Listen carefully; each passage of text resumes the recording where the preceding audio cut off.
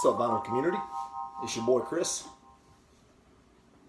As those of you follow me on Instagram, know me as @Tunes from the Man Cave. I've aired out my thoughts before about recent find videos, mostly because a lot of times you see a recent find video and it'll be like a stack of like 10 and it'll be like, three, subpar Eric Clapton albums, a Wings album that sold like 8 million copies, back in the day, and a couple of other super common things. And I only really like to do them if I've got a stack of some really killer stuff that you guys, maybe don't see all the time or that people would be interested in seeing. I don't need a recent finds video for every 10 I have, but wanted to take a break in between the series that I've only done one segment of, but the jazz and the history of tragedy in jazz amongst the artist and the genre in and of itself, to just give you guys a quick update.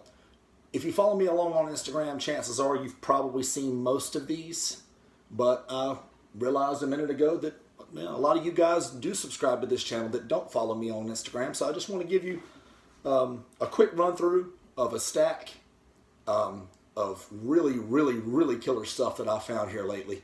So diving right on in. My intro to jazz video, I know I had talked to you guys about reissues for you guys just now getting in. And it's very important to remember, because if you're just getting in, you can go broke.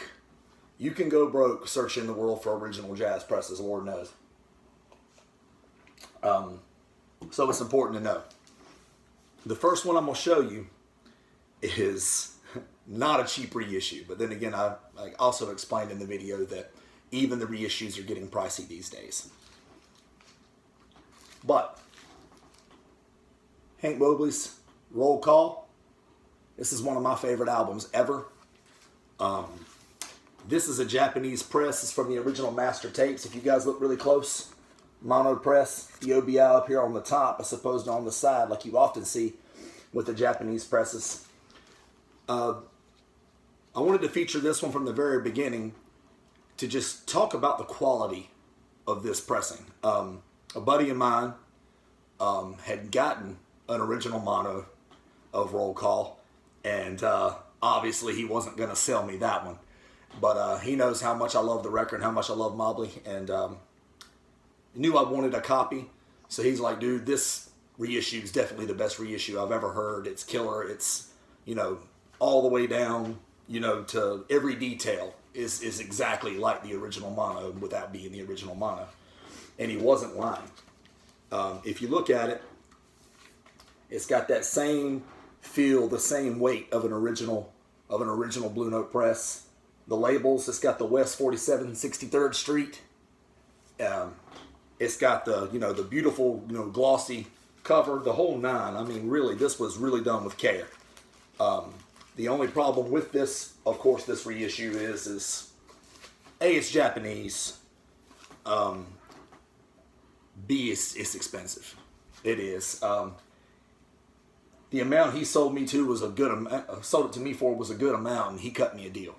Again, I never discuss finances, but it's killer. I just figured I'd go ahead. If you guys see this and you have your doubts or whatever about it, and you really want this album, again, if you really, really want this album and you really already love it, the price that you pay for this is going to be substantially less than what you're going to pay for an original mono. So if you see it and you don't mind paying, go for it. Really is great. Maybe the best reissue I've ever heard. I don't buy many reissues, but that may very well be the best one I've ever heard. All right. Now, on to another. I wanted to start off with, a couple of reissues for you guys because I'm trying to steer you in the right direction. I've always wanted this album. Eric Dolphy, Outward Bound. I've always wanted it. I'm still holding out for my original press, but I won this one on eBay the other day for $9 and couldn't pass.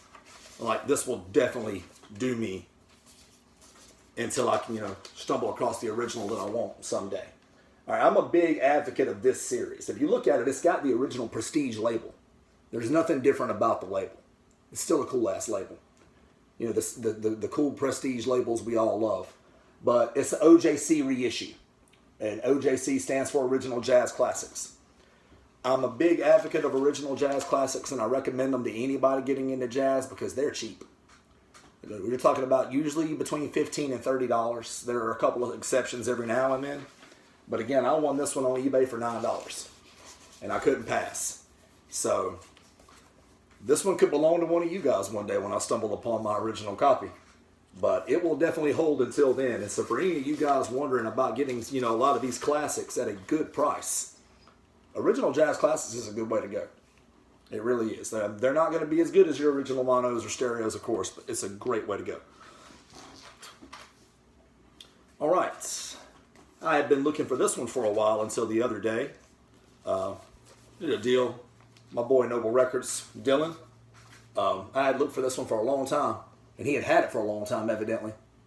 Alice Coltrane's Lord of Lords. The record wasn't in the best shape of any record I'd ever seen, but there were no like deep scratches or anything like that. And he cut me a really great deal on it because, again, you know, the record wasn't the most perfect record ever. But standard of Impulse's gatefolds and their sleeves and everything like that is done top notch. Their spines hold up so wonderful. Their gatefolds hold up wonderful. Very, very rarely do you ever run into an Impulse record, no matter how old it is, with split seams. I mean, they took such care of their jackets and their gatefolds that really somebody would have had to really do the business on it to split the seams. I mean, that's just the way it is. But great record. I've been looking forward to it for years. Thanks, Dylan, for the hookup on this one.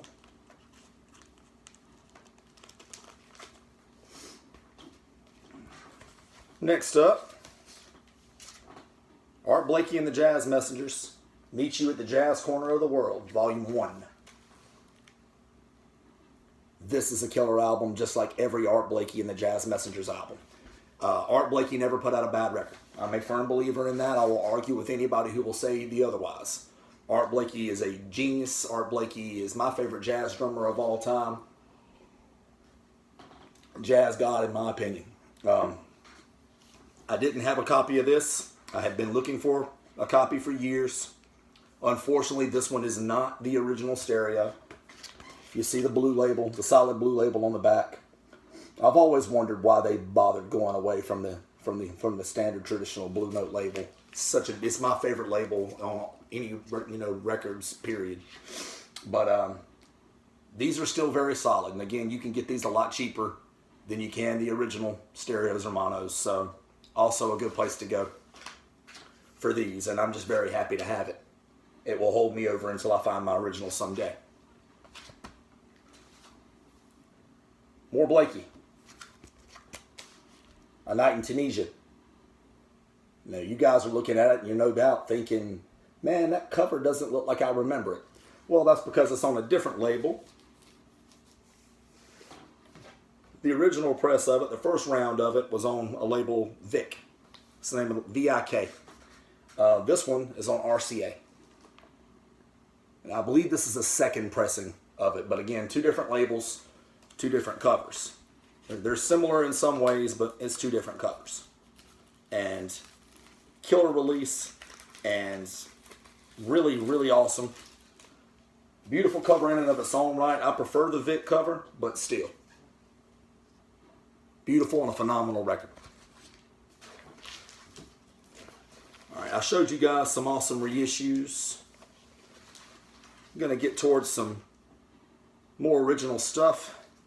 A couple of these are not all that expensive, but they're great records. And that's another reason I'm going to throw them in, because I figured this was a great opportunity to not only show you some recent finds of mine, but to also kind of continue along in my Intro to Jazz series, kind of.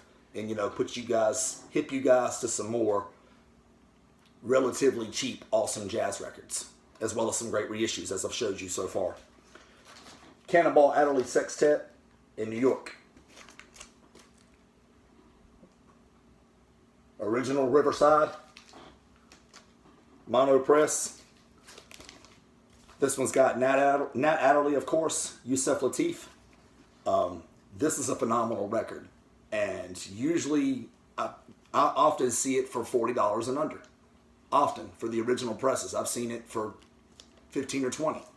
And it's a phenomenal, phenomenal record because anything Cannonball was ever on was phenomenal. And you can't go wrong with Cannonball Alley. I feel much the same way about Cannonball that I do about, guys like Art Blakey. Or, Jackie McLean or, Lee Morgan. They're not on bad albums. They're just not. And so this one, if you guys see this and you see it for a little cheaper and you wonder why, and you're like, a lot of people, I know some people who flat out that don't know much about jazz that see one that think if it's a little cheaper than the rest of them, and it just might, it must not be that good. And that's just not the case. You can find jazz heat for cheap, you guys. I promise you can.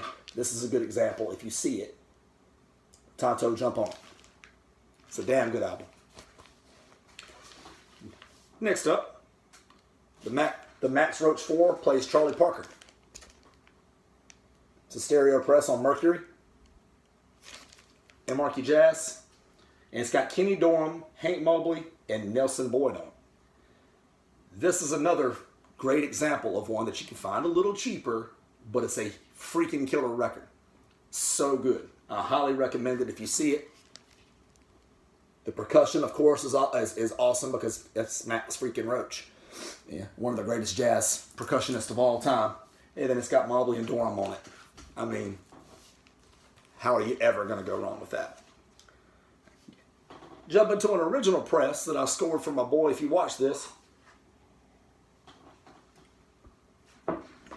my boy K Rich on Instagram. That's on Instagram. I'm not sure if he has a YouTube channel or not. If he does, we've never talked about it. But anyway, epic trade with him a week or two ago. Brought home some real heaters in that deal. And this is one of them. Free Jazz. A collective improvisation by the Ornette Coleman Double Quartet. This is super minty condition. Awesome album. Again, this is one that's, it's gonna, you're not gonna pay $100 for this one. You shouldn't anyway. It's a great record. It's on Atlantic. It's phenomenal. It's, a little more, I'll tell some of you guys, for the guys that are watching that are, again, a little, more new to jazz. It is Ornette Coleman, and the album is called Free Jazz for a freaking reason, guys. It's a lot more experimental than your early, Coltrane or your Miles. Notice how I said early Coltrane. Okay, not, the pre-Ascension Meditations yada era. But once you start tinkering out there, you find that you like stuff like this and you get into Ornette, it's a great album. I highly recommend it, but just don't start with something like Ornette Coleman. Not ever. Work your way to Ornette Coleman. Alright, the next couple. Here, I'll put them in one shot. Why not? Scored a couple of Grant Green heaters. Grant Green is my favorite jazz guitarist of all time. One of my favorite musicians to listen to, period. And I am beyond psyched to have each of these. Talk a little bit about each one of them really quickly. This one's Street of Dreams. Larry Young, Bobby Hutcherson, Elvin Jones. This is a really relaxed, laid back, kind of, wind down the evening kind of album. I really, really think very highly of it. I love it. It's a Liberty press, so, early issue. One of the first few presses. And it's killer. It doesn't suffer for sound because of it. This is one that, it's early enough to where it would hold me forever unless I just got a killer deal on that very first one. This is a second or a third. I'm not positive. I think it's a second or a third. But it's a phenomenal record. I highly recommend anything Grant Green. Anything at all. My next one. Very, very excited about this one. I just, obviously featured it in that same shot. Talking about Grant Green, Larry Young, Elvin Jones. It took 3-piece to make a phenomenal freaking jazz record, you guys. Also a Liberty press. But what's interesting about it is it's a Liberty press, but this is a first stereo cover. So I don't know how that came to be. But somebody that owned it before me, somehow, some way, ended up with, has a first stereo cover. with Liberty Wax. And I also have a couple of other exceptions. I've got a couple of reissue covers with original wax. I would be very interested in bringing some of those out and doing a video for you guys on that, because it's just, it makes you wonder how that happens. Now, a lot of it's probably just an opportunity to replace a better cover, or maybe you get an album with a great cover, but the wax has beat all the shit. So somewhere along the line, you accumulate another album, and okay, it's got a better cover, so you keep that cover and swap out the wax and yada yada yada. And I'm about positive that's how it happens. I personally would not want to combine, as a collector, as the jazz fan I am, would not want to combine, say, a Liberty record with the original stereo cover. I would want to make sure I combine the original stereo record with I would want to make sure I keep it 100. But still, it's interesting nonetheless. I still paid the Liberty price for it. So, guy who sold it to me was very cool about it. He's always 100% honest with me. Told me up front, says, hey, this is a first stereo cover, and this is a Liberty record. So I got Liberty record price. Next one coming up is a freaking killer record. In my opinion, there's no better Miles Davis than 50s Miles Davis. Original mono. This one's got Miles Davis. It's Miles Davis and the Modern Jazz Giants, Milt Jackson, Thelonious Monk, Percy Heath, Kenny Clark, Mr. Coltrane, Red Garland, Paul Chambers, and Philly Joe Jones. Jesus, what an ensemble that is. That's some real talent. And it combines, it's basically, well, there is no basically to it. It's a compilation of two separate dates, one in 1954, one in 1956. Simply killer all the way across.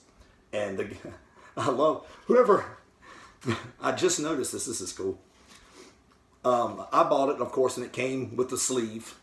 And when it came in, I don't know if you guys see that, highlighted, not highlighted, but underlined with exclamation points, RVG. So whoever had it wanted the world to know, yeah, bitches, Rudy Van Gelder on this. But I just noticed that. That's really cool. All right. Winding down to my stack of my absolute favorites of recent finds, of course. First up,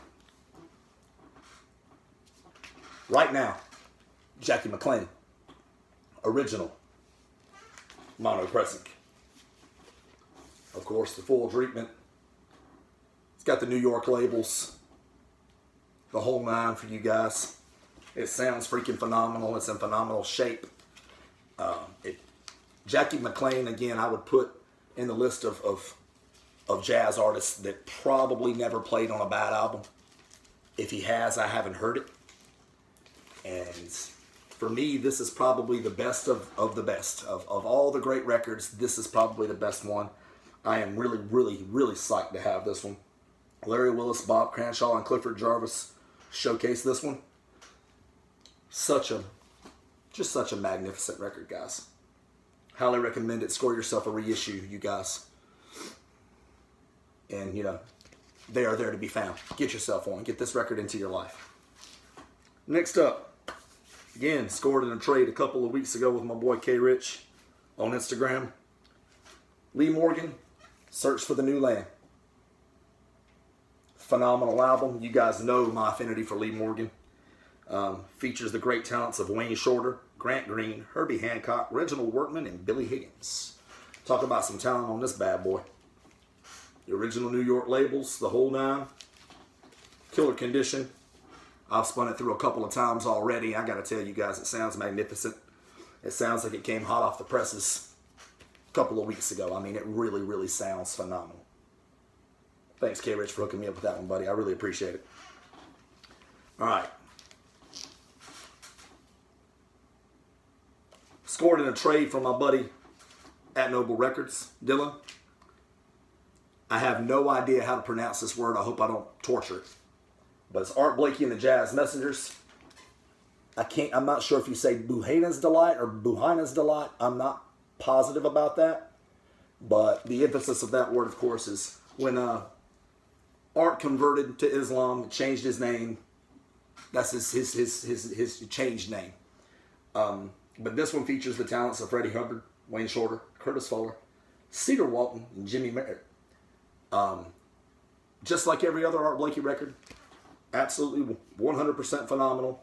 And this is original mono, the New York labels, the whole nine. Micro groove, top-notch treatment, top-notch condition. As soon as this video is over, I'm throwing this one on. Full disclosure. I'm throwing this bastard on as soon as this video is over. The only other time I ever threw on a jazz record during a video, it got copyrighted. And I don't think any of you guys have seen that to this day. I had to reshoot that video. But as you can see now, I'd rather just do the talking these days. A lot of people complained about the music and the noise in the background.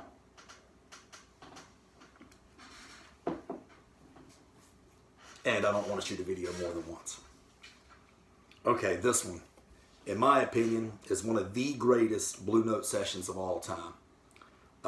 And a lot of you may not even know about it. And then the ones of you who do know about it are going to be like, holy shit.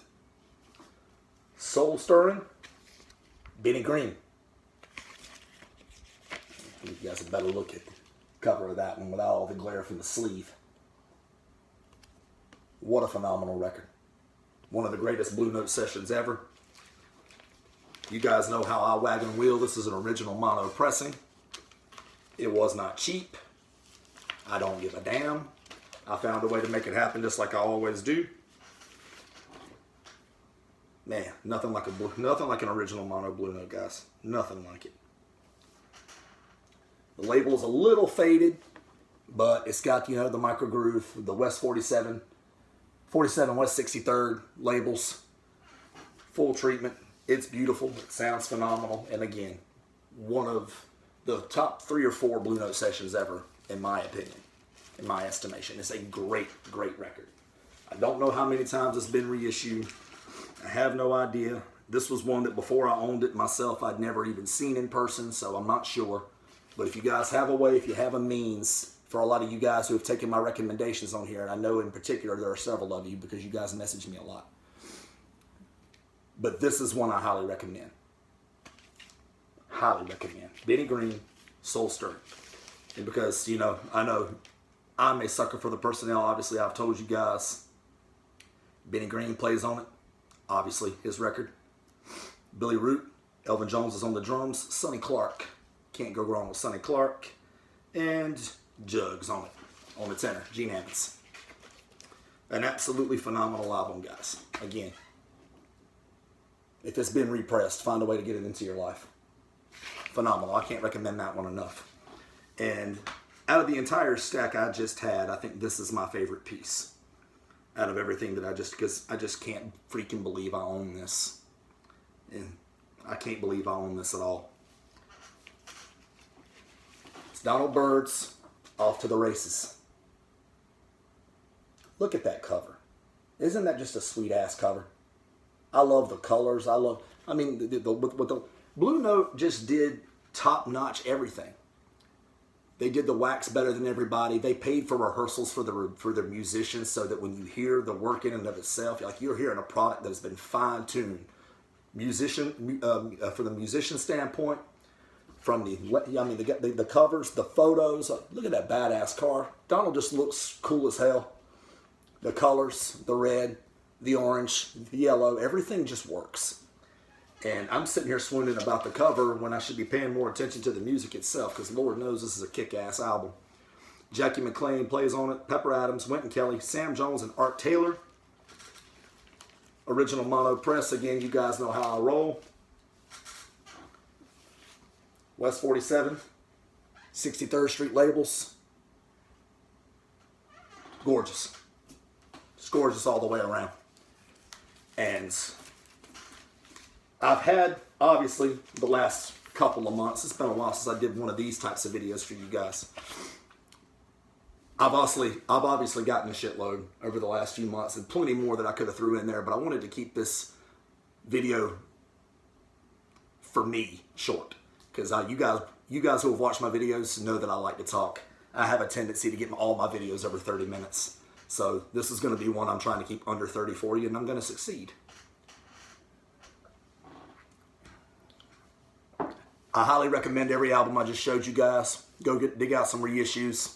If you guys have any questions, again, I know when I say you guys know that I'm mostly talking about the beginners. I know plenty of you guys are watching this video that knows probably way more about this shit than I do. Thank you very much. I hope you guys enjoy. If you the ones you dig out, the ones you search out, I hope you enjoy. If you do, holler at your boy. Let me know. We'll talk about some more. I doubt you'll see another recent finds video from me for a while because, again, I like to have a stack of pure fire before I break out the recent finds video. But I'm going to kick off part 2 of my Tales from the Nightclub series that I started. I got a lot of great reception from part 1 about the great and legendary Lee Morgan. I do have a topic for the second one. I've got all my stuff together. I'm ready to go on it. I just haven't had a chance to do it. Maybe tonight. If not, with the holiday weekend, it might be early next week. But in the meantime, I wanted to give you guys a taste of some serious jazz heat. So until I see you guys for Volume 2, for Part 2 of my Tales from the Nightclub series, keep dropping that needle, you guys.